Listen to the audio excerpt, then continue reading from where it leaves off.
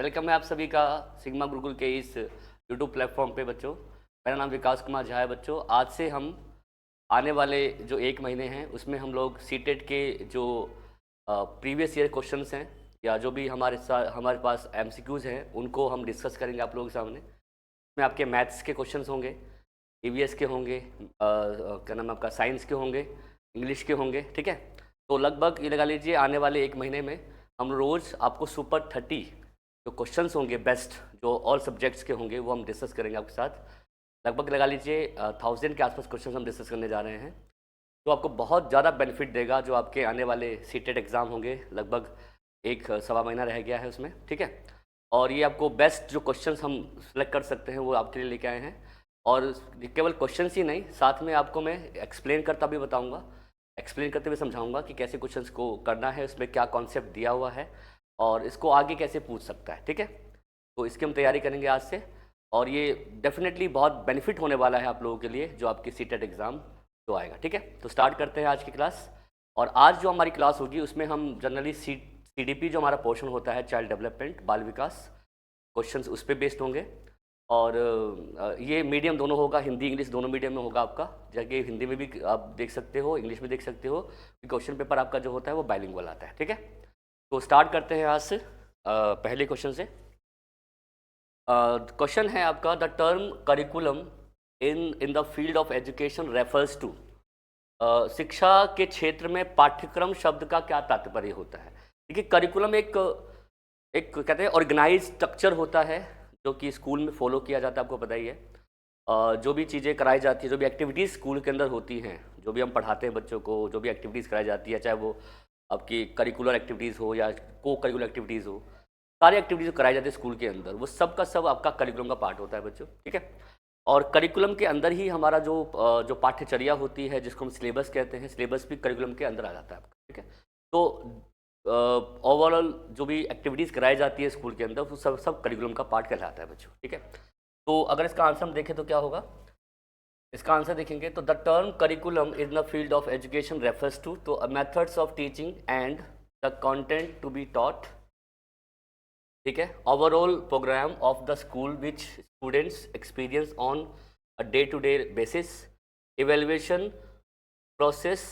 ठीक है, और फोर्थ है the text material to be use in a classroom. ठीक है, तो जनरली क्या कह रहा है देखेंगे कि शिक्षा के क्षेत्र में पाठ्यक्रम शब्द का क्या अर्थ है, शिक्षण के तरीके और सिखाने जाने की सामग्रियाँ, स्कूल का समग्र कार्यक्रम जिसे छात्र दिन प्रतिदिन आधार पर अनुभव करता है, मूल्यांकन प्रक्रिया या कक्षा में उपयोग की जाने वाली पाठ्य सामग्री। देखो, सारी बातें जो है सेकंड वाले ऑप्शन में लिखी हुई हैं कि मैंने आपको बताया कि जो भी एक्टिविटी हम कराते हैं, ओवरऑल प्रोग्राम जो हमारा स्कूल में होता है डे टू डे बेसिस पर, उसे हम क्या कहते हैं आपका, उसे हम कहते हैं आपका इवेल्युएशन। ठीक है, तो इवेल्युएशन जनरली आपको मैंने बताया था करिकुलम कहते हैं। इसका मतलब क्या होता है कि ओवरऑल जो भी एक्टिविटीज़ कराई जाती है इसमें इवेल्युएशन भी आ जाता है, इसमें जो भी एक्टिविटीज़ होती है वो सारी आ जाती है, तो ये क्या होता है, हमारा करिकुलम होता है।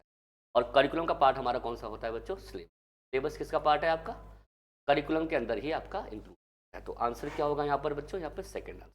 ठीक है, देखेंगे इसका आंसर क्या होगा बच्चों, that is second. Next question देखते हैं। At lower classes playway method of teaching is based on. अगर यहाँ पर कह रहा है आपका लोअर क्लासेस का मतलब जनरली यहाँ पर क्या है, यहाँ पर है आपकी प्राइमरी क्लासेस। जो हमारी प्राइमरी लेवल होता है उसको हम कह सकते हैं। और आपको पता है ये कौन सा लेवल होता है, ये होता है हमारा 1st to 5th क्लास, है ना। तो प्राइमरी लेवल पे आप कह रहा है कि आप बच्चों को जो प्लेवे मेथड पढ़ाओगे बहुत बेनिफिशियल होता है प्लेवे मेथड। इनफैक्ट छोटे बच्चों पर प्लेवे जितना यूज करेंगे हम, बच्चे उतना ही इंटरेस्ट लेकर सीखते हैं। ठीक है, तो play way method of teaching is based on theory of physical education programme, principle of method of teaching, psychological principle of development and growth and sociological principle of teaching. तो वैसी बात है कि वो आपको बताइए कि हमारे ग्रोथ और डेवलपमेंट में काम आता है। जितने एक्टिविटीज़ हम कराते हैं बच्चे का डेवलपमेंट होता है, और डेवलपमेंट भी कैसा होता है, होलिस्टिक। याद रखना, कोई भी प्ले वे मेथड हम यूज करते हैं, बच्चे का डेवलपमेंट कैसा होता है, होलिस्टिक होता है। होलिस्टिक मतलब कि सारे एरिया में होता है, सर्वांगीण होता है बच्चों। ठीक है, तो इसमें जो आंसर होना चाहिए बच्चों आपका होना चाहिए विकास एवं प्रगति के मनोवैज्ञानिक सिद्धांत की। कहने का ये हमारा ग्रोथ करता है और हमारा डेवलपमेंट करता है। तो इसका आंसर क्या होना चाहिए बच्चों हमारा, डेट इज थर्ड, तीसरा वाला। ठीक है, तो एक एक क्वेश्चन समझ के चलना है हमें। ठीक है, और प्लेवे मेथड आपको पता ही है कि छोटे बच्चों पर बहुत ज़्यादा अच्छे तरीके से क्या होता है, यूज़ होता है। ठीक है, चलिए स्टार्ट करते हैं आगे, नेक्स्ट क्वेश्चन देखने के बाद। नेक्स्ट क्या रहा, a young child respond to a new situation on the basis of the response made by his and her his and her in a similar situation as in the past. Past के आधार पर वो नई problem को solve करने की यहाँ पे बात कर रहा है। ठीक है, छोटा बच्चा है तो किसी नई स्थिति पर अतीत की तरह ही स्थिति में की गई प्रतिक्रिया के आधार पर प्रतिक्रिया को करता है, तो उसे हम क्या कहते हैं? सीखने में सादृश्यता का सिद्धांत नियम है, सीखने में प्रभाव का नियम, सीखने में प्रक्रिया का नियम, दृष्टिकोण का नियम, या सीखने की तत्परता के नियम। तो एनालॉगी है, इफेक्ट है, एटीट्यूड है, रेडीनेस है। देखिए आपकी जो पहली बात, तो ये जो लॉज दिए हुए हैं, ये सीखने कुछ नियम दिए हुए हैं, और ये नियम किसके हैं आपको बताइए? वो थे हमारे बहुत प्रसिद्ध एक एजुकेशन साइकोलॉजिस्ट जिसका नाम था आपका एडवर्ड ली थॉर्नडाइक।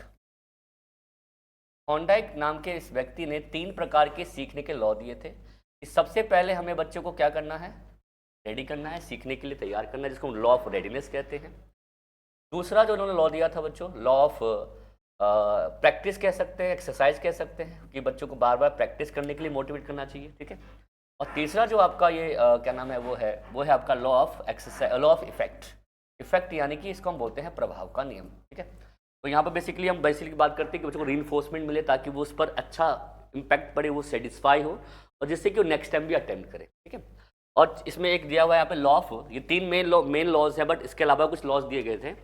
लॉ एनालॉगी का मतलब क्या होता है? चौथा लॉ है, हालांकि 3 से हटकर है ये। एनालॉगी मतलब ये होता है कि जब भी आप कोई नई प्रॉब्लम को सॉल्व करते हो, मान लो कि कोई न्यू प्रॉब्लम आपके सामने है, उसको हम सॉल्व करते हैं ओल्ड के अकॉर्डिंग। ठीक है, तो जब पुराने को सॉल्व करते हैं, पुराने के अकॉर्डिंग हम नई प्रॉब्लम को सॉल्व करते हैं, उसी को कहा जाता है लॉ ऑफ एनालॉगी। और यही बात इस क्वेश्चन में कर रहा है कि a young child response to a new situation on the basis of previous past, है ना। तो आंसर यहाँ पे क्या होना चाहिए बच्चों? लॉ ऑफ आपका एनालॉगी। अब इफेक्ट की बात कब करता?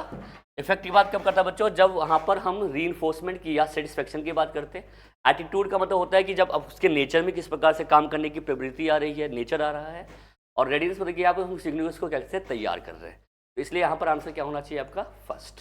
तो ये जो थर्ड क्वेश्चन है, इसका क्या आंसर है बच्चों? आपका फर्स्ट। तो यही क्वेश्चन देखिए आप। नेक्स्ट क्वेश्चन हमारा कौन सा है? Dyslexia is associated with dash. देखिए ये जो क्वेश्चन पेपर मैंने लिया है, इसमें लगभग जितने भी हमारे चाइल्ड डेवलपमेंट के क्वेश्चंस हैं वो मैंने रखने की कोशिश की है, और कुछ PYQ भी है इसके अंदर। तो ये आपके ना मतलब सारे प्रकार के जितने भी कॉन्सेप्ट जो सिलेबस में हमारे है सीटेट के अंदर, वो सारे कॉन्सेप्ट को क्लियर करेगा। और मैं आपको बता दूं बच्चों जल्दी कि मैं लगभग पिछले 10-12 साल से पढ़ा रहा हूँ सीटेट को, और मुझे एक एक क्वेश्चन की अच्छी जानकारी हो गई है, और मैं अच्छे तरीके से आपको एक्सप्लेन कर सकता हूँ। तो अगर आप इस वीडियो को देखेंगे या इन क्वेश्चंस को आप देखेंगे, तो आप डेफिनेटली आपको देखना कि ये आपके कॉन्सेप्ट में भी हेल्प करेगा और क्वेश्चंस को करने में भी आपको हेल्प करेगा। और 30 क्वेश्चन अगर आप रोज़ करते हो, सुपर 30 की जैसे हमने बैच स्टार्ट किया है, अगर 30 क्वेश्चन हम रोज़ करते हैं, तो ये लगा लीजिए कि लगभग 1000 क्वेश्चन आपके हो जाएंगे। और 1000 क्वेश्चन इनफ है सीटेट एग्जाम के लिए, क्योंकि सीटेट एग्जाम उतना बड़ा नहीं होता, आपको बताइए। अगर हम थोड़ी बहुत तैयारी भी कर लेते हैं और प्रीवियस ईयर क्वेश्चंस पेपर कर लेते हैं या कुछ प्रैक्टिस क्वेश्चंस कर लेते हैं, तो काफ़ी ये हम सॉल्व कर सकते हैं। ऐसा मतलब ज़्यादा डिफ़िकल्ट नहीं है, है ना। डिफ़िकल्टी आपको आगे आएगी जब आप किसी DSSB या केंद्रीय विद्यालय का एग्जाम देते हैं उसके अंदर, बट यहाँ आपको दिक्कत नहीं आएगी। ठीक है, तो नेक्स्ट क्वेश्चन क्या है कि dyslexia is associated with. Dyslexia क्या है? अब पता है डिसलेक्सिया हम लर्निंग डिसेबिलिटी में टॉपिक, ये लर्निंग डिसेबिलिटी से है, LD से है। आपको पता है बहुत सारी हमारी डिसेबिलिटीज़ होती है, जिसमें डिसलेक्सिया होता है, इसमें आपका डिसग्राफिया होता है ना। ये सारी लर्निंग डिसेबिलिटीज है। कुछ आपने सुना होगा डिसलेक्सिया अफेजिया होता है ना। इसके अलावा डिसकैलकुलिया आपने सुना होगा। ये सारी की सारी जो प्रॉब्लम्स हैं हमारे। और एक होता है डिसप्रेक्सिया। ये 5 ज़्यादा प्रॉब्लम जो कि सीटेट में आते हैं क्वेश्चंस। डिसलेक्सिया का मतलब होता है जो रीडिंग से प्रॉब्लम होता है, एक रीडिंग प्रॉब्लम जिसको बोलते हैं, जो पढ़ने लिखने में दिक्कत होती है, साउंड को समझने में दिक्कत होती है, लेटर को रिवर्स कर देता है, जैसे शो को वॉज को सो, है ना।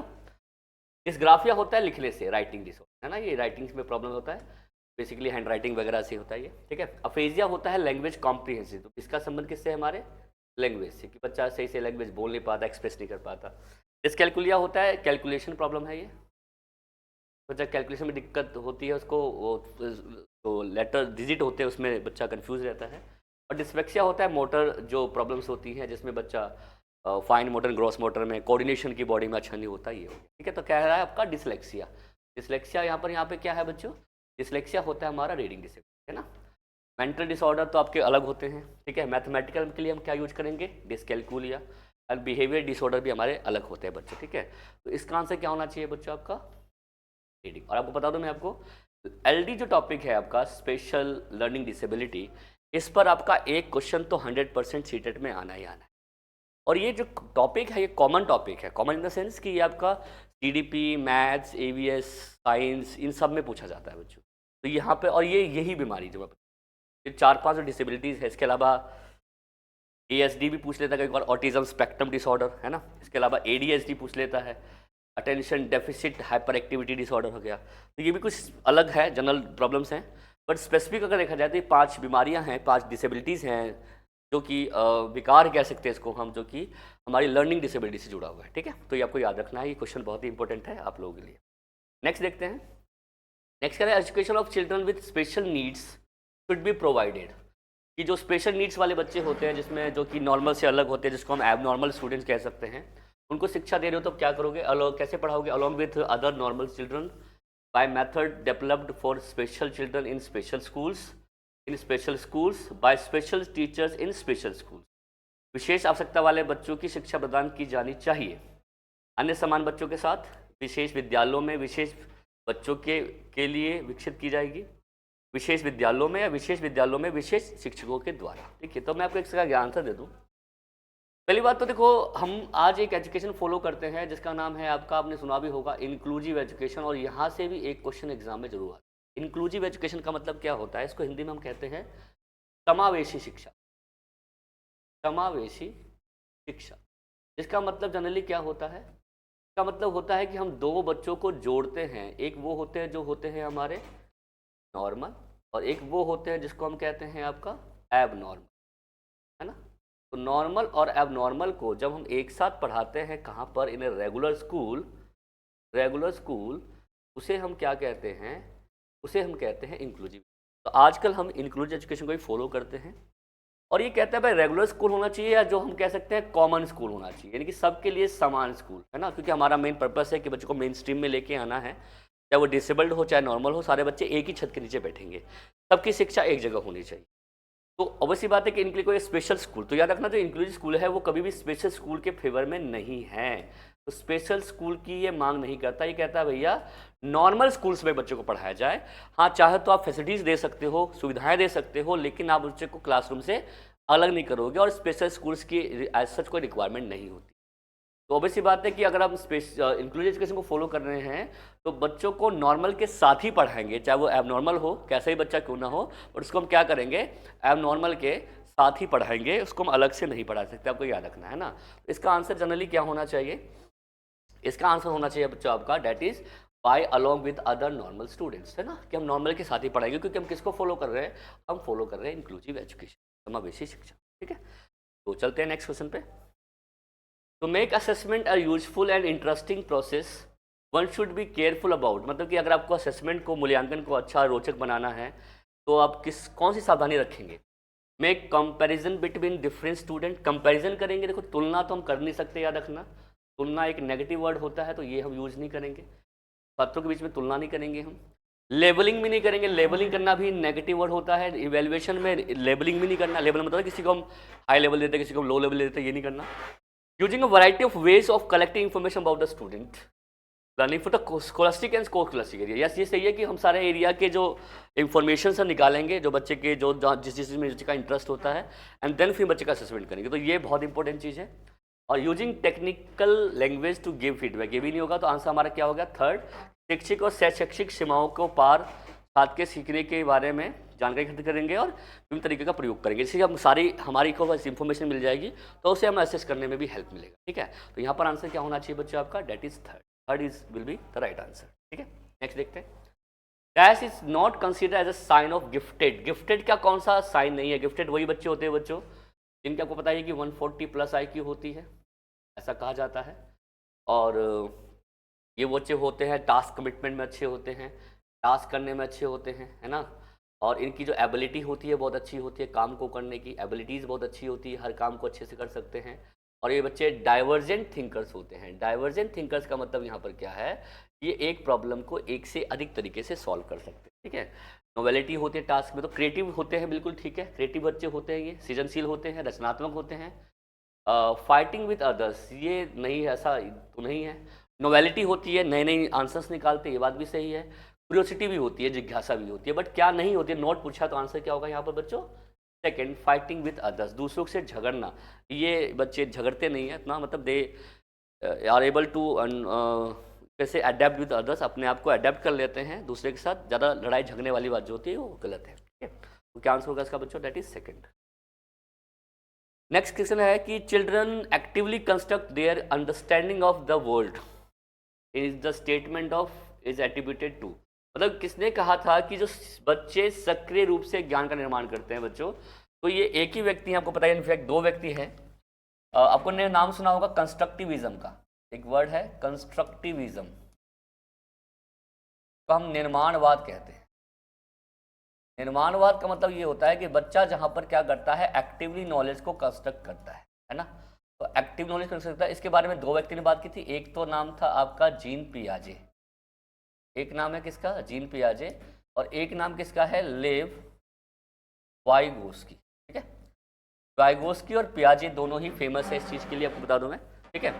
बट ये जो लाइन है कि बच्चे एक्टिवली कंस्ट्रक्ट करते हैं नॉलेज को बाय द ऑन एक्सपीरियंस, ये किसने कहा था, आपका जीन पियाजे ने। ये बात वाइगोस्की ने भी कहा था, बट ये कहा था उन्होंने सोशल कॉन्टेक्स्ट में, सोसाइटी के अंदर रहकर सोशल इंटरेक्शन के माध्यम से कोई नॉलेज को वो कंस्ट्रक्ट करता है। तो बट यहाँ पे एक्टिवली कंस्ट्रक्ट करता है by the on understanding of the world, तो ये बात कही है किसने, आपका जीन पियाजे ने। तो इसका आंसर क्या होना चाहिए बच्चों, आपका डेट इज वन। जहाँ पर एक्टिव लर्निंग की बात की जाए यहाँ पे पियाजे आंसर होता है, और जहाँ पे active learning with the social interaction की बात आ जाए तो वहाँ पर नाम किसका आता है, लेव वाइगोस्की, यानी कि लेव वाइगोस्की, ठीक है। तो इसका आंसर यहाँ पे क्या होना चाहिए बच्चों, आपका पियाजे।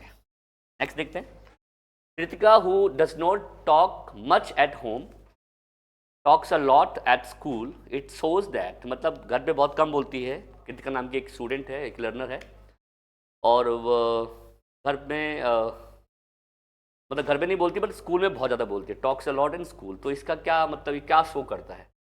The school provide opportunity to children to talk a lot, ये हो सकता है। Teachers demand that children should talk a lot at school, teacher demand करते हैं। She does not like the her home at all, ऐसा तो नहीं कह सकते। Her thought get acknowledge at school, Kritika को विद्यालयों में बच्चों को खूब बातें करने का अवसर मिलता है। शिक्षकों की मांग की बच्चों को स्कूल में खूब बातें करनी चाहिए। उसे अपना घर बिल्कुल पसंद नहीं आता, उसे बेचारों को स्कूल में मान्यता मिली। ऑब्वियसली बात है, जब आप ज़्यादा बोल रहे हो, अगर आपको ज़्यादा बोलने का मतलब अवसर मिल रहा है तो आप बोल रहे हो, और आपको ऑब्वियसली बात है कि बोल आप रहे हो, उसका मतलब ये है कि आप सामने वाला जो पर्सन है वो आपकी बातों को समझ रहा है या आपको बोलने का मौका दे रहा है, आपको बात को समझा रहा है और समझकर बोलने के लिए आपको एक अवसर दे रहा है। तो यहाँ पर आंसर क्या होना चाहिए बच्चों, her thought get acknowledged in school, की जो बातें हैं, उसकी जो कॉन्सेप्ट्स हैं, उसके जो थॉट्स हैं, उसको प्लेस दिया जा रहा है बच्चों के स्कूल के अंदर, इसलिए वो ज़्यादा बोल रहा है। हो सकता है घर पे उसको बोलने का मौका नहीं मिलता, या उसके विचार जो होते हैं उसको कहते हैं प्रेफरेंस नहीं मिल पाती, इसलिए उन्हीं बच्चे बोलते होंगे, तो हो सकता है ना। तो इसका आंसर क्या होना चाहिए, बेस्ट आंसर इसका क्या है बच्चों आपका, ठीक है। Which of the following field is related to the objective, ठीक है। ऑब्जेक्टिव से कौन सा फील्ड जुड़ा हुआ है, तो बेसिकली यहाँ पे ऑब्जेक्टिव बात कर रहा है कि बच्चों की डेवलपमेंट से अकॉर्डिंग जो ऑब्जेक्टिव है कि बच्चे डेवलपमेंट कैसे होना चाहिए, कैसे करना चाहिए, तो बच्चों को कैसे डेवलपमेंट हो, लर्निंग कैसी हो। तो objective according to the child environment, child learning environment, child mental ability, child you can say social and learning environment हम जिसको कह सकते हैं। तो ऑब्जेक्टिव किसके लिए बात कर रहा है, ये बात कर रहा है बच्चों के जो बिहेवियर है, लर्निंग है, उसके अकॉर्डिंग हम क्या, कौन सी फील्ड जो है जो बच्चों के बिहेवियर और लर्निंग की बात करता है। तो बस यहाँ पर ये आंसर क्या होना चाहिए बच्चों आपका, दैट इज एजुकेशन साइकोलॉजी, ठीक है। एजुकेशन साइकोलॉजी है जो कि किस फील्ड की बात करता है, ये फील्ड बात करता है लर्निंग की फील्ड, है ना। ये किसकी बात करता है, एजुकेशन की फील्ड। ये बात करता है बच्चे के बिहेवियर कैसा होना चाहिए, उस फील्ड में काम करता है ना। ये बच्चों की जो थिंकिंग स्किल्स हैं उन पे बात करता है ना, यानी कि उसकी इंटेलिजेंस है। तो इसका आंसर जनरली क्या होना चाहिए आपका, 4। नेक्स्ट देखते हैं, motivation in the process of learning. Motivation किस लर्निंग में किस प्रकार से काम आती है, ये पूछा हुआ है। Sharpen the memory of learners, मतलब मेमोरी को बढ़ा देता है, याददाश्त को। Differentiated new learning from old learning, differentiate करना सिखाती है। Make learner think unidirectionally, ऐसा भी नहीं कह सकते हम। क्रिएट इंटरेस्ट और फॉर लर्निंग एंड अमंग, उसी बात है कि जब मोटिवेशन मिलती है तो सीखना और इंटरेस्टिंग बन जाता है। याद रखना, अगर सीखने को इंटरेस्टिंग बनाना है तो बच्चों को आप मोटिवेट कीजिए। तो आंसर क्या होगा यहाँ पर आपका डी। और मोटिवेट भी कैसे करना है ये याद रखना। मोटिवेशन को हम दो तरीके से समझ सकते हैं। मोटिवेशन होती है, एक तो होती है जिसको हम बोलते हैं इंट्रिंसिकली, यानी कि आंतरिक रूप से, और एक होता है जिसको हम कहते हैं एक्सट्रिंसिकली, है ना। तो हमें बच्चों को मोटिवेट कैसे करना है, इंट्रिंसिकली, कि बच्चा खुद से मोटिवेट होगा ना सब। और जितना इंट्रिंसिकली मोटिवेट बच्चा होता है उतना ही उसकी लर्निंग जो होती है बच्चों कैसी होती है आपकी, इफेक्टिव। इफेक्टिव लर्निंग आपको करना है तो उसको हमें इंट्रिंसिकली मोटिवेट करना पड़ेगा, यानी कि आंतरिक रूप से प्रेरित उसको करना पड़ेगा। ठीक है, आंसर बेस्ट आंसर क्या होना चाहिए बच्चों, हमारा डी होना चाहिए। नेक्स्ट है, learning can be enriched if, कैसे एनरिच कर सकते हैं, समृद्ध कैसे बना सकते हैं, अच्छा कैसे कर सकते हैं लर्निंग को। Situation from the real life world are brought into the class in which student interact with each other and teacher facilitate. सबसे बेस्ट आंसर ये है।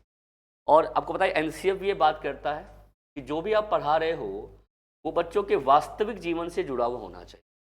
What ever teach in a classroom connect to the child real life situations, child outer environment, है ना। तो इसका best answer आपका first ही है। लर्निंग कब अच्छी होती है, एनरिच कब होती है, जब हम उसके लर्निंग को उसके आउटर एनवायरनमेंट से, उसके रियल लाइफ से क्या करते हैं, जोड़ते हुए पढ़ाते हैं। और ये सबसे बड़ी रिकमेंडेशंस है वैसे एक है, कह सकते हो एनसीएफ की, आप बता दूँ एक मेन प्रिंसिपल में से एक है। और एनसीएफ कौन सा बच्चों, एनसीएफ 2005, याद रखना। ये एक विजन डॉक्यूमेंट है जो कि करिकुलम रिफॉर्म की बात करता है। 21 फोकस ग्रुप बनाए गए थे जब ये आया था, है ना। बहुत बड़ी बड़ी बातें इसके अंदर जो कि रखी गई है। तो जब क्वेश्चंस आते रहेंगे मैं आपको हर एक टॉपिक के बारे में बताता रहूँगा, ठीक है। और क्या क्वेश्चन और पूछ सकता है उसको, उस टॉपिक के ऊपर, वो भी मैं आपको बताता रहूँगा साथ साथ में, ताकि आपको आगे आने वाले क्वेश्चंस के बारे में भी जानकारी मिलती रहे, ठीक है। तो आगे चलते हैं बच्चे नेक्स्ट क्वेश्चन पे। Which of the following statement can not be consider as a feature of the process of learning. कौन सा आपको लगता है लर्निंग का एक फीचर नहीं है, या कौन सी एक विशेषता नहीं है, ये पूछा हुआ है। Education institute are the only place where learning take place. तो ओनली वर्ड हमेशा नेगेटिव होता है, आपको पता ही है। तो आंसर तो मुझे ख्याल से यही होना चाहिए, क्योंकि हमें नोट पूछा हुआ है। लर्निंग इज कॉम्प्रीहेंसिव होता है, मतलब व्यापक होता है, सभी क्षेत्रों में होता है, ये बात सही है। लर्निंग इज गोल ओरिएंटेड, किसी लक्ष्य के तहत होता है। जैसे आप अगर इस वीडियो को देख रहे हैं क्योंकि आपके पास एक गोल है, क्योंकि आपको सीटेट एग्जाम क्लियर करना है। कोई भी काम एक लक्ष्य के लिए ही करते हैं बच्चों, ठीक है। मैं आपको इसलिए पढ़ा रहा हूँ क्योंकि आप देखोगे वीडियोस को तो आपको कुछ नॉलेज मिलेगी, कुछ आपके जो एग्ज़ाम में हेल्प मिलेगा। हमारा भी वो एक ऑब्जेक्टिव है। आपका ऑब्जेक्टिव क्या है कि आप देखोगे तो क्वेश्चन करने में आप सक्षम हो पाओगे, तो आगे क्वेश्चन सॉल्व करने में आपको हेल्प मिलेगी। तो कहना कि ऑब्जेक्टिव के तहत हम कोई काम करते हैं, गोल के तहत हम कोई काम करते हैं, ठीक है। तो ये भी है। और अनलर्निंग इज आल्सो, अनलर्निंग मतलब होता है कि जब हम कोई चीज़ सीखे हुए हैं जो कि गलत सीख लिया गया है, जो कि मतलब रेलिवेंट नहीं है, या जो सीखा हुआ था वो अप्रोप्रिएट नहीं है, उसको हटाकर जब नया ज्ञान देते हैं, लेते हैं अपने अंदर, या एक्वायर करते हैं या इंटरलाइज करते हैं, है ना, तो उसे हम क्या बोलते हैं, आपका अनलर्निंग कहते हैं। तो ये भी लर्निंग का एक पार्ट होता है बच्चों, ठीक है। तो ये भी तीनों पार्ट है, बट एक ने बोला नॉट, तो आंसर क्या होगा हमारा फर्स्ट। ओनली वैसे भी याद रखना बच्चों, ओनली जो वर्ड है ये आपका नेगेटिव वर्ड है ना। ओनली नेगेटिव वर्ड होता है, जहाँ पर ये वर्ड दिख जाए तो ये नेगेटिव क्वेश्चंस में ही ये नेगेटिव आंसर हो सकते हैं। तो लिखा हुआ है यहाँ पे कैन नॉट बी कंसीडर, तो नेगेटिव क्वेश्चन है तो नेगेटिव ही आंसर होना चाहिए इसका आंसर। तो इसका आंसर ए होगा। Student of V grade with visually deficiency, मतलब विजुअल इंपेयरमेंट की बात की जा रही है यहाँ पर। दोष दृष्टि दोष बच्चे होते हैं, उसके साथ क्या करना चाहिए, excuse to do a lower level work. Lower level work निचले स्तर के काम देना, ये तो नहीं होता। Help with routine work by parent and friends, help मिलनी चाहिए दोस्तों के द्वारा और माता पिता के द्वारा। Treated normally as a classroom and provided support through audio aids, बिल्कुल सही आंसर है, सी होना चाहिए इसका आंसर। गिव स्पेशल ट्रीटमेंट नहीं। देखिए पहली बात तो मैंने अभी आपको बात की है कि हम इंक्लूसिव एजुकेशन को फॉलो कर रहे हैं, जहाँ पर नॉर्मल और जितने भी हमारे डिसेबल्ड हैं, ऑल टाइप ऑफ लर्नर्स होते हैं, उनको एक साथ पढ़ाया जाता है। रेगुलर क्लासरूम होती है, तो हम उनके साथ नॉर्मल ट्रीट करते हैं। हम उनको ऐसा एक कहते हैं ना, एक ऐसा एहसास दिलाते हैं कि आप एक नॉर्मल बच्चे जैसे ही हो। है ना? और हमारा भी पर्पस, जो हम नॉर्मल बच्चों के साथ हमारा जो पर्पस होता है, जो गोल होता है, वो आपके साथ भी सेम है, मतलब कोई ऐसा भेदभाव नहीं है हमारे बीच। तो इंक्लूसिव क्लासरूम में डिस्क्रिमिनेशन बिल्कुल नहीं होती अमंग द लर्नर्स। हम सबको एक जैसा बिहेव करते हैं। हाँ, बस फैसिलिटीज़ कुछ जैसे हमें देना चाहिए, जैसे मैंने आपको क्या बोला कि ऑडियो एड हम यूज कर रहे हैं, ऑडियो सीडी क्यों यूज कर रहे हैं? क्योंकि इन बच्चों के लिए रिक्वायरमेंट है, क्योंकि इंक्लूसिव एजुकेशन कहता है कि भाई इक्वल एजुकेशन तो हमें देनी है, बट साथ साथ में ना हमें इक्विटी भी देनी है। इक्विटी मतलब क्या होता है कि हमें बच्चों को ना समान अधिकार भी देने हैं, है ना? हमें बच्चों को क्या करना है? इक्विटी भी देनी है। इक्विटी का मतलब ये होता है कि हमें बच्चों को जितना हो सके, तो कुछ फैसिलिटीज़ हो सकती है जो उनके नीड्स के अकॉर्डिंग होगी, वो भी हम उसको प्रोवाइड करें। तो ऑब्वियसली ये फैसिलिटीज़ दे रहे हैं ताकि उसको और अच्छा लर्निंग कर सके, उसकी लर्निंग को एनरिच कर सके, बढ़ा सके, इसलिए दे रहे हैं हम ऐसा। इसका आंसर यहाँ पर क्या होगा बच्चों? आपका नॉर्मल ट्रीटमेंट करना है, क्योंकि ऐसा कोई ऐसा नहीं स्पेशल ट्रीटमेंट हमें नहीं देनी, हमें सभी बच्चों को समान समझना है। ठीक है, तो इसका आंसर क्या होना चाहिए बच्चों? आपका थर्ड। नेक्स्ट क्या कह रहा है? Which of the following should be considered the most important quality of a teacher at primary level. Quality पूछ रहा है, टीचर की क्या क्वालिटी होनी चाहिए as a primary level? Eagerness to teach, पढ़ाने की उत्सुकता बिल्कुल होनी चाहिए। पेशेंस एंड प्रिजर्वेंस, ये भी होनी चाहिए। धैर्य और दृढ़ता होनी चाहिए पढ़ाने की, बिल्कुल ठीक। Competency in methods of teaching and knowledge of subject, ये भी होनी चाहिए। Competency to teach in highly standardized language, ये तो खैर ये तो एलिमिनेट कर दो कि हाईली स्टैंडर्डाइज लैंग्वेज का यूज करना, ये ऐसा जरूरत नहीं पड़ती। इन तीनों में देखो, तीनों क्वेश्चन ऑप्शन बेस्ट है, तीनों बेस्ट आंसर हैं इसके, पर इसने बोला मोस्ट इंपॉर्टेंट। मोस्ट इंपॉर्टेंट देखो, छोटे बच्चे ना, आपको पता है कि बहुत ही थोड़े से नहीं कहते, चंचल टाइप के होते हैं थोड़े से, उनके अंदर बहुत सारे मतलब उमंग होती है, पूछने की जिज्ञासाएं होती हैं, क्यूरियोसिटी बहुत ज़्यादा होती है। तो हमें बच्चों को ना, और हो सकता है बच्चे गलतियाँ भी करेगा, मतलब छोटे बच्चे गलतियाँ बहुत ज़्यादा करते हैं, तो इसमें बेस्ट में अगर मेरे अकॉर्डिंग होना चाहिए, इसका नाम चाहिए पेशेंस एंड प्रिजरेंस। पढ़ाने की एक तो धैर्य था, क्योंकि बहुत इंपॉर्टेंट है धैर्य होना, पेशेंस होना बहुत ही जरूरी है टीचर के लिए एट प्राइमरी लेवल। तो बेस्ट आंसर तो इसके तीनों है, बट अगर मोस्ट इंपॉर्टेंट अगर हम देखेंगे तो मेरे ख्याल से इसका आंसर क्या होना चाहिए? पेशेंस एंड प्रिजर्वेंस, कि हम बच्चों के साथ धैर्य रखें और डर रखें, हाँ हमें बच्चों को सिखाना है और सिखाकर ही हमें बच्चों को मानना है। ठीक है, और पेशेंस तो आपको पता है कि बहुत ज़्यादा, क्योंकि बच्चे बार बार क्वेश्चन पूछते हैं, बार बार एरर्स करते हैं, तो कुछ टीचर्स होते हैं जो थोड़े से, आपने देखा होगा कि इरिटेट से हो जाते हैं। तो हमें नहीं होना है, हमें बार बार क्वेश्चन पूछना है बच्चा, तो हमें बार बार उसको रिस्पॉन्ड करना है, ये आपको याद रखना है। आंसर, बेस्ट आंसर क्या होगा हमारा? That is second.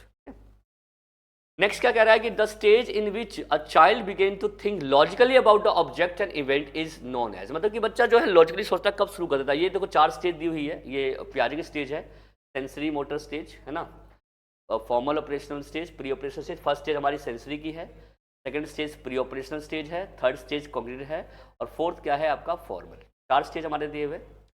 अब इन 4 स्टेज में पूछा भाई कौन सी बच्चा लॉजिकली सोचना शुरू कर देता है? लॉजिकली बच्चा शुरू करता है 7 साल के बाद, जो कौन सी स्टेज में आ जाता है बच्चा? तो बच्चा आ जाता है कॉन्क्रीट में। तो 7 से 11 साल इसकी एज है, और 7 साल के बाद ये बच्चा लॉजिकल सीखना या समझना शुरू कर देता है। साइंटिस्ट की जो स्टेज है ये है जन्म से लेकर, बर्थ से लेकर 2 ईयर्स। फॉर्मल की तो 11 प्लस है, 11 से लेकर मैच्योरिटी तक मानी गई है। प्री ऑपरेशन की स्टेज जो है हमारी 2 से लेकर 7 वर्ष। ठीक है, पर इसका आंसर लिखा है कि लॉजिकली सीखना बच्चा कब शुरू करता है? जब बच्चा कहता है कौन सी स्टेज में? कॉन्क्रीट ऑपरेशन स्टेज, जो हमारा थर्ड स्टेज माना है। तो आंसर यहाँ पे क्या होगा बच्चों का? That is third. नेक्स्ट है, a teacher because of his and her democratical nature allow students to sit all over the class. Some sit together and discuss और do group reading, some sit quietly and read themselves, and parents does not like it. Which of the following may be the best way to handle this situation? ये applied psychology based question है, कि मतलब teacher कहता है कि बच्चे को हम, क्योंकि डेमोक्रेटिक क्लास में आप कहीं भी बैठ सकते हो, कहीं भी बैठने की स्वतंत्रता देता है ना, तो बच्चे बैठते, कुछ ग्रुप में बैठते, कुछ खुद पढ़ लेते हैं। एक माता पिता जो होते हैं उनको ये चीज़ पसंद नहीं आती है, तो एज आप इस चीज़ों को कैसे हैंडल करोगे आप? Parents should be complain against the teacher to the principal, complain तो खैर नहीं करनी चाहिए। Parents should request the principal to change the section of the ward, ये भी नहीं होना चाहिए। Parents should show trust in the teacher and discuss the problem with the teacher. ये हो सकता है कि आप बच्चों से, टीचर से बात करो कि ऐसा है, कुछ इशू है तो उसको डिस्कस करो, क्योंकि हो सकता है कि जो टीचर ने ऐसा किया है किसी न किसी प्लान के तहत किया है, तो टीचर को, पेरेंट्स को सबसे पहले टीचर से मिलना चाहिए, उससे बात करनी चाहिए, कोई ऐसा इशू तो उसको सॉल्व करना चाहिए। तो मेरे ख्याल से बेस्ट आंसर यहाँ पे क्या होना चाहिए आपका? थर्ड होना चाहिए। Parents should take away child from the school, ये भी नहीं होगा बच्चों। बेस्ट आंसर इसका क्या होना चाहिए बच्चों? कि टीचर को, देखो जो पेरेंट्स हैं उनको टीचर के साथ पहले बात करें, उनसे पूछे कि ऐसा आपने किस पर्पस से किया है, क्या इसमें क्या लॉजिक है जनरली।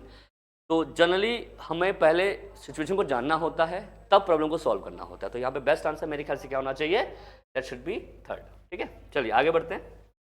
नेक्स्ट क्वेश्चन क्या है बच्चों, the insight theory of learning is promoted by, मतलब इनसाइट लर्निंग जो होती है किससे कनेक्ट है, आपको बताइए। इनसाइट लर्निंग है वो गेस्टोल्ड से कनेक्ट है।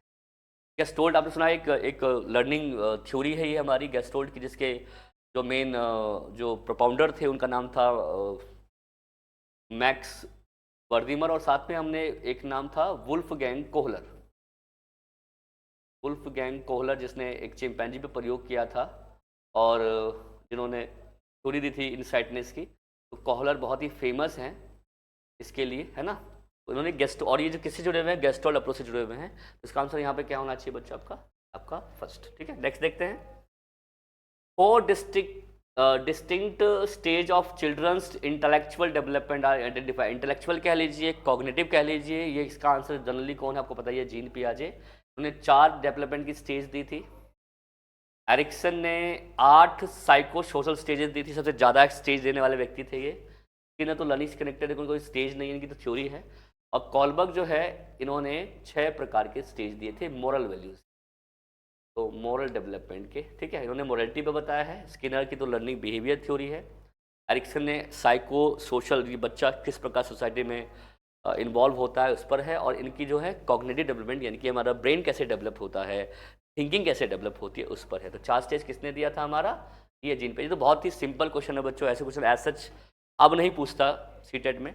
अब थोड़े कॉन्सेप्चुअल क्वेश्चन ज़्यादा आने लग गए हैं। तो धीरे धीरे जैसे जैसे हमारी क्लास बढ़ेगी आगे, नए नए क्वेश्चंस मिलेंगे, नए नए तरीके, जो नए कॉन्सेप्ट्स हमारे आजकल चल रहे हैं, आजकल जो हमारे जो क्वेश्चंस आ रहे हैं एग्जाम, जैसे असर्शन रीजन पे आते हैं या स्टेटमेंट वाले क्वेश्चंस आते हैं, इन पर हमारा ज़्यादा फोकस रहेगा। तो नेक्स्ट जो आने वाली क्लासेस होंगी उसमें आपको क्वेश्चन का जो लेवल है और थोड़ा सा आप क्या मिलेगा, हायर। आज क्योंकि हमारी पहली क्लास है, इसलिए क्वेश्चन को हम सिंपल कॉन्सेप्ट को समझाने के लिए ले रहे हैं बच्चों। अब धीरे धीरे हम क्या करेंगे, लेवल को क्या करेंगे, बढ़ाएंगे, ताकि क्या होगा कि आपको और जो है कुछ जो है कॉम्प्लेक्स क्वेश्चन से मिल सके, जो आपको हेल्प करे आपके आने वाले एग्जाम में। ठीक है बच्चों, ये पॉइंट ऑफ व्यू है हमारा एक तरह से। नेक्स्ट क्वेश्चन देखते हैं। 20 क्वेश्चन कह रहा है, in which of the following stage to children become active member of their peer group. Peer group के एक्टिव मेंबर कब बन जाते हैं, तो एक्टिव मेंबर पीयर ग्रुप के बच्चा बनता है जब बच्चा होता है लेटर या मिडल चाइल्डहुड में। लेटर या मिडल चाइल्डहुड जो होती है, इसमें ये हमारी एज होती है वही 7 से लेकर वही आपका मतलब ये लगा लीजिए कि 6 से लेकर 11 साल होती है, 5 से 11 साल भी। इसमें बच्चा ना अपने ग्रुप का एक्टिव मेंबर बन जाता है। तो इसमें एडोलेसेंस तो बहुत बड़ी तो होती है हमारी 11 साल के बाद, 11 से 18 साल होती है।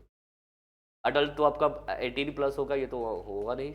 अर्ली चाइल्डहुड हमारा 2 से लेकर वही 5 से 6 साल तक होता है। चाइल्डहुड कह रहा पर चाइल्डहुड तो हमारा ऑब्वियसली 2 से लेकर 12 साल है। तो अगर यहाँ पर देखा जाए तो इसका आंसर होना चाहिए चाइल्डहुड, क्योंकि चाइल्डहुड में दोनों एज आ गई, दोनों टाइप आ गई, फिर अर्ली भी आ गया, लेटर भी आ गया। तो इसका आंसर क्या होगा हमारा, चाइल्डहुड होना चाहिए। D is the right answer. चलिए, parents should play dash role in the learning process of young learning. कैसा रोल प्ले करना चाहिए, तो नेगेटिव तो नहीं करेगा। सक्रिय हो ना, प्रोएक्टिव। ये एक्टिव आपको पता है कि teacher should be always active in the child learning environment, child learning situations basically, है ना। तो हमें क्या करना रहना है, एक्टिव रहना है। तो proactive is the right answer यहाँ पर होना चाहिए। सिंपैथिकल होना चाहिए, न्यूट्रल होना चाहिए, नहीं होगा। आंसर क्या होगा, प्रोएक्टिव या एक्टिव भी आप कह सकते हो। सक्रिय भूमिका निभाएगा बच्चों की सीखने में, क्योंकि टीचर अगर सक्रिय होगा तभी तो बच्चे सीख पाएंगे और बच्चे समझ पाएंगे, बच्चे की लर्निंग अच्छी हो पाएगी। तो teacher should be active in the process of child learning. ठीक है, ये आपको ध्यान रखना है। नेक्स्ट क्या कह रहा है, development is a never ending process, this idea associated with, मतलब नेवर एंडिंग प्रोसेस कह रहा है कि कभी खत्म नहीं होने वाली प्रक्रिया है। ये कौन से प्रिंसिपल को प्रमोट करता है generally, principle of inter relationship. तो ये तो रिलेशनशिप की बात करेगी, सारे डेवलपमेंट के जो डोमेन्स हैं वो आपस में कनेक्ट होते हैं। कॉन्टिन्यूटी, यस कॉन्टिन्यूटी है, तभी तो लाइफ लॉन्ग कह रहे हैं ना बच्चे हम। तो डेवलपमेंट कॉन्टिन्यूस है, ये प्रिंसिपल को फॉलो करता है कि ये जब शुरू होती है और एंड तक चलती है। तो एंडिंग, नेवर एंडिंग प्रोसेस मतलब ये हुआ कि सब शुरू कब होती है, ये प्री नेटल शुरू होती है, प्रसव पूर्व शुरू होती है, और कब तक चलती है, टू टिल डेथ, है ना। क्या होती है, ये डेथ तक चलती है हमारे, है ना। तो prenatal to till death चलती है ये हमारी, है ना। इसलिए इसको हम नेवर एंडिंग प्रोसेस। और ये कौन से प्रिंसिपल से कनेक्ट है बच्चों, प्रिंसिपल ऑफ कॉन्टिन्यूटी। इंटीग्रेशन मतलब होता है कि एक चीज़ दूसरे से जुड़ा हुआ है डेवलपमेंट, इंटरेक्शन मतलब क्या होता है कि सोसाइटी हो गया, हमारा एनवायरनमेंट हो गया, हेरिडिटी होती है, इनका इंटरेक्शन से हमारा डेवलपमेंट होता है। तो यहाँ पर बेस्ट आंसर क्या होना चाहिए? Principle of continuity. ठीक है, चलिए आगे बढ़ते हैं नेक्स्ट क्वेश्चन पे। Which is the place where the child cognitive development is defined in the best way? मतलब कहाँ पर आपको ये लगता है कि बच्चे का जो कॉग्निटिव जो लेवल है, जो संज्ञानात्मक स्तर है, कॉग्निटिव का मतलब यहाँ पे हमारे ब्रेन से जुड़ा हुआ है, उसकी थिंकिंग से जुड़ा हुआ है बच्चे का। ठीक है, तो कहाँ शो करेगा? प्लेग्राउंड में, स्कूल और क्लासरूम एनवायरनमेंट में, ऑडिटोर में या होम में? तो ऑब्वियसली बात है स्कूल और क्लासरूम एनवायरनमेंट में ना, कक्षा कक्ष यार, है ना, क्योंकि बच्चा सीखता स्कूल के अंदर है, कक्षा कक्ष। और स्कूल बोलते हैं कि उसमें सारे एरिया आ गए ना। स्कूल में तो बच्चा प्लेग्राउंड भी होता है, लैब भी होती है, क्लासेस भी होती है, तो सारी चीज़ इसमें इंक्लूड होगी ना। तो हर जगह बच्चा देखेगा, सोचेगा, उस किस चीज़ के बारे में जानेगा, तो पूरे स्कूल ही उसके लिए एक प्लेस है जहाँ पे बच्चा वो सोच समझ सकता है या चीज़ों के बारे में सीख सकता है। तो बेस्ट आंसर यहाँ पे क्या होगा बच्चों? आपका सेकेंड रीजन। ठीक है, नेक्स्ट है which of the following is not a sign of intelligence young child? मतलब कौन सा बुद्धि का एक मतलब लक्षण नहीं बोला है। One who has the ability to cram long essay very, cram कर लेता है मतलब लॉन्ग एस्से वेरी क्विकली, मतलब बड़े लंबे निबंधों को शीघ्रता से रट लेता है तो वो इंटेलिजेंट है, ऐसा नहीं कह सकते। ये तो बेसिकली मेमोरी को बढ़ाता है, ये रोट लर्निंग को बढ़ाता है, ये हमारी मेमोरी को बढ़ाता है, तो ये हमारी थिंकिंग या इंटेलिजेंस को नहीं बढ़ाता, तो ये तो नहीं है। One who has the ability to communicate fluent and appropriately, मतलब कम्युनिकेट अच्छा कर सकता है ना। ये भी नहीं, तो ये तो हमारी जो लैंग्वेज कॉम्पिटेंसी होती है, क्या होती है, जो हमारा भाषागत जो योग्यता होती है उसको बढ़ाती है, तो ये भी नहीं होगा। तो अमूर्त चिंतन करता है, अमूर्त रूप से सोच सकता है, जो स्वयं को नए में समायोजित कर सकता है। तो बेस्ट आंसर यहाँ पे क्या है बच्चों आपका, कि जो स्वयं को दूसरे के साथ एडजस्ट कर लेता है, one who can adjust one self in situations, उसको बोलते हैं इंटेलिजेंट पर्सन। कि कैसे वो इंटरेक्ट कर रहा है, कैसे अपने आप को दूसरे के साथ एडजस्ट कर रहा है, अडेप्ट कर रहा है अपने आप को, तो बेस्ट ये है। मेरे ख्याल से बेस्ट इसका आंसर क्या होना चाहिए? नॉट पूछा, सॉरी यहाँ पे नॉट लिखा हुआ है, तो धारा प्रभाव उचित ढंग से समझना ये हो सकता है, मूल चिंतन कर सकता है, तो इसमें बेस्ट देखा जाए तो ये है क्रैमिंग तो नेगेटिव वर्ड है ना बच्चे, तो ये इसका आंसर होगा, क्योंकि यहाँ पर नॉट दिया हुआ है, यहाँ पर नॉट है। इसका बेस्ट आंसर यहाँ पे क्या होना चाहिए बच्चों आपका? That is first. बाकी तीनों तो हो सकते हैं कॉग्निटिव, क्योंकि लैंग्वेज भी कॉग्निशन का ही पार्ट होता है, तो वो बताइए। ठीक, बेस्ट आंसर यहाँ पे क्या होना चाहिए आपका? That is one. नेक्स्ट देखते हैं, dash is considered as a sign of motivated teacher. Motivated teacher का कौन सा साइन लगता है आपको कि टीचर कब मोटिवेट, टीचिंग पूछा हुआ यहाँ पर, शिक्षण कब मोटिवेट लगती है? Maximum attendance in a classroom, ऐसा नहीं है। Remedial work given by the teacher, questioning by the student. Yes, अगर क्वेश्चनिंग हो रही है क्लासरूम के अंदर, यानी कि डिस्कशन चल रहा है, क्वेश्चन आंसर हो रहा है, टीचर बच्चे क्वेश्चन पूछ रहे हैं, टीचर आंसर दे रहा है, इसका मतलब कि टीचर स्टूडेंट आपस में इंटरेक्ट कर रहे हो, जहाँ इंटरेक्शन होती है वहाँ पर टीचिंग बहुत अच्छी मानी गई है, और इसी को कहते हैं बेस्ट टीचिंग लर्निंग प्रोसेस, अगर टीचर स्टूडेंट आपस में इंटरेक्ट कर रहे हैं with the help of question. Questions का मतलब ये है कि बच्चे क्वेश्चन पुट कर रहे हैं और टीचर्स का आंसर दे रहा है। तो बेस्ट मोटिवेटेड टीचिंग कौन सी होती है? जब बच्चा क्वेश्चन पूछ रहा होता है। तो ठीक है, नेक्स्ट देखते हैं, which of the following is not related to the socio psychological needs of the child. मतलब साइकोलॉजिकल नीड्स जो बच्चे की होती है, सामाजिक मनोवैज्ञानिक जो बच्चों के नीड्स होते हैं। Need of for appreciating of social approval, बिल्कुल चाहिए, ये तो सोशल नीड्स में हमारा आता ही है। नीड फॉर इमोशनल सिक्योरिटी, ये भी चाहिए कि इमोशनली बच्चा सिक्योर रहे, बिल्कुल ठीक है। Regular eliminating of waste product from the body, ये भी एक नीड है, ऐसी बात है, ये भी एक नीड है। एंड नीड फॉर कंपनी चाहिए क्योंकि सोशल नीड्स में आता है ये। But regular eliminating of waste materials, यानी कि शरीर से अपशिष्ट उत्पादों का नियमित करना, ये भी नीड है, ये ऐसी बात नहीं है, बट ये फिजिकल नीड्स में आ जाता है। This is not a part of physical needs, but not a part of social psychological needs ना। ये नीड्स है हमारी, क्योंकि ये भी जरूरी है, शरीर से अपशिष्ट पदार्थ को निकालना भी एक नीड है, बट ये फिजियोलॉजिकल नीड में आ जाता है बच्चों। बाकी जो नीड्स हैं हमारी वो सोशल नीड्स में आ जाती है। तो इसका आंसर यहाँ पे क्या होगा बच्चों? इसने नॉट पूछा है। नॉट देखो बच्चों, यहाँ पे देखना पड़ेगा हमें, आजकल क्वेश्चंस में नॉट बहुत आते हैं, क्वेश्चन हम पॉजिटिव समझ कर देते हैं बट नेगेटिव क्वेश्चन दे देता है। तो आपको केयरफुली पहले क्वेश्चन को पढ़ना है कि क्वेश्चन में क्या कह रहा है, ठीक है, और नॉट को जरूर देखना है बच्चों। तो ये एक तरह की ट्रिक होती है बच्चों क्वेश्चन को घुमाने की, तो आपको ये देखना है। और कुछ बच्चे क्या नॉट नहीं देख पाते या भूल चूक से नहीं देख पाते, तो उनसे फिर क्वेश्चन गलत हो जाता है, ठीक है, तो आपको ये याद रखना है, ठीक है। Mind mapping refers to, mind mapping क्या होती है? माइंड मैपिंग कह सकते हैं, या मस्तिष्क में किस प्रकार से मैपिंग करते हैं। A technique to enhance comprehension, समझ बढ़ाने की एक तकनीक है। A plan of action for a adventure, किसी साहसी कार्य को करने का कार्य योजना है। मन का मानचित्रण है। Drawing the picture of the mind, researching and functioning of the mind, ये होगा आंसर। जो मन में कार्य प्रणाली और शोध करना, जो हम चीज़ खोजते रहते हैं ना दिमाग से, लोग सोचते रहते हैं, कुछ ना कुछ खोजते रहते हैं, कुछ ना कुछ डिस्कवरी करते रहते हैं। तो माइंड में जो भी हम चीज़ों को ढूंढ रहे हैं, खोज रहे हैं, कुछ डिस्कवरी कर रहे हैं, नॉलेज को समझ रहे हैं, उससे हम कहते हैं माइंड मैपिंग। तो बेस्ट आंसर यहाँ पे क्या होना चाहिए आपका, दैट इज डी। ठीक है।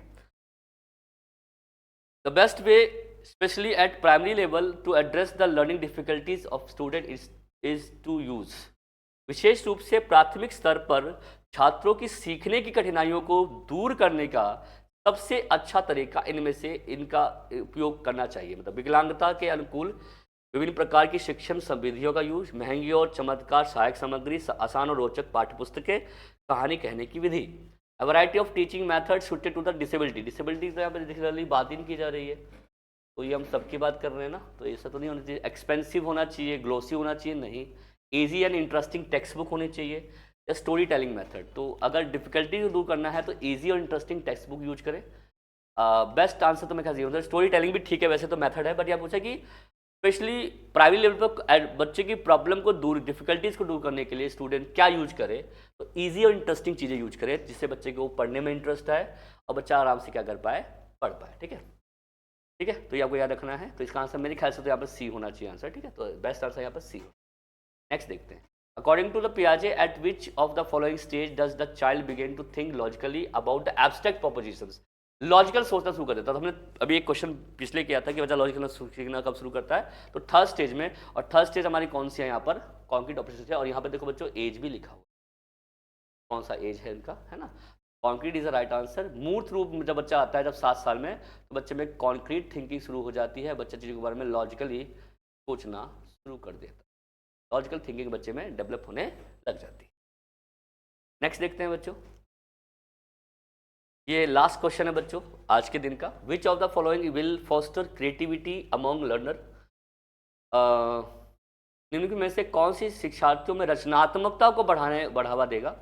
छात्रों को अच्छी शिक्षा का व्यवहारिक मूल्य सिखाना, प्रश्न पूछने का अवसर प्रदान करना, प्रत्येक विद्यार्थी को जन्मजात प्रतिभा का पोषण करना, स्कूली जीवन की शुरुआत से ही उपलब्धि लक्ष्यों पर जोर देना, परीक्षा में अच्छे अंकों के लिए छात्रों को कोचिंग देना। कोचिंग देना तो खैर नहीं होता।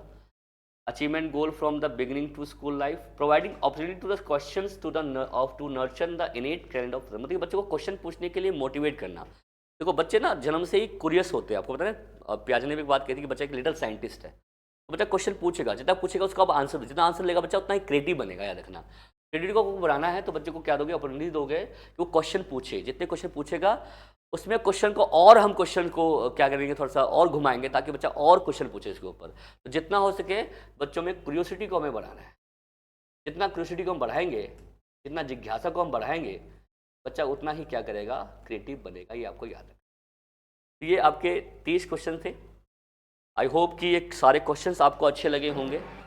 एंड अगर आपको अच्छे लगे हैं तो प्लीज़ इस क्वेश्चंस को दूसरे जो भी आपके जानकार हैं, आपके जो फ्रेंड्स हैं जो कि सीटेट की तैयारी कर रहे हैं, उन तक ये वीडियो को पहुंचाएं, उनको शेयर करें, चैनल को सब्सक्राइब कर लें ताकि आपको आने वाले जो वीडियोज़ हैं, जो हम नेक्स्ट हमारा जो टारगेट है सुपर 30 क्वेश्चंस का, जो कि अलग सब्जेक्ट्स में हम आपको देते रहेंगे, उनको भी बेनिफिट मिल पाए। ठीक है, और अभी तो हमने सिर्फ बेसिक क्वेश्चंस देखे थे जो कि हर टॉपिक से लिए गए हैं। अब धीरे धीरे हम क्या करेंगे, इस लेवल को और बढ़ाएंगे, थोड़ा सा और कॉम्प्लिकेट करेंगे, और क्वेश्चन के साथ साथ आपको जो टॉपिक भी है, जो कॉन्सेप्ट है, उसको भी क्लियर करेंगे बच्चों। और ये आप रेस्ट एश्योर्ड मान के चलिए कि इतना भी अगर आप कर लेते हैं आने वाले 30 दिन के अंदर, तो आपको और भी कुछ और पढ़ने की आवश्यकता नहीं है।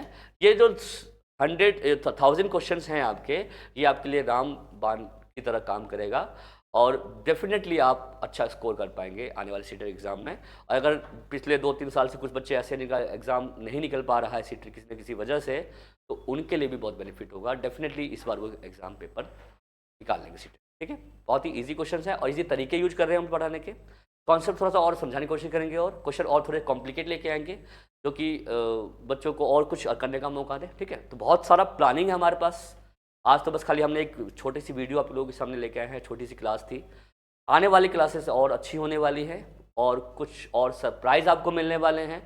इवन जो हमारी लास्ट क्लास होगी, जब हम लास्ट 38 क्वेश्चन डे कर रहे होंगे, क्वेश्चंस कर रहे होंगे, उसमें मैं आपको ट्रिक बताऊंगा। कुछ ऐसे ट्रिक्स होंगे बच्चों जो आपके नंबर, टोटल नंबर में से 10 से 15 नंबर और बढ़ा देंगे। याद रखना, वो और आपको इंक्रीज करेंगे बच्चों। तो अगर 85 अगर आपके आ रहे होंगे तो वो 100 आपको नंबर कर देंगे।